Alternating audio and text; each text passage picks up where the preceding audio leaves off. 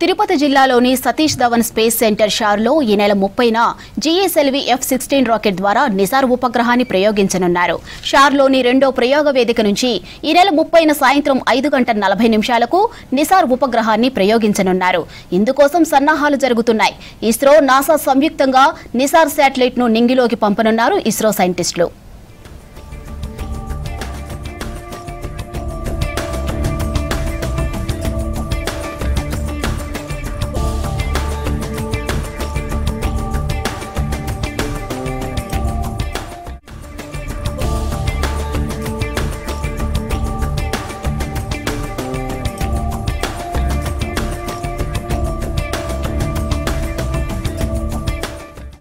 నేడు రాకెట్ ప్రయోగానికి MRR సమావేశం జరగనుంది.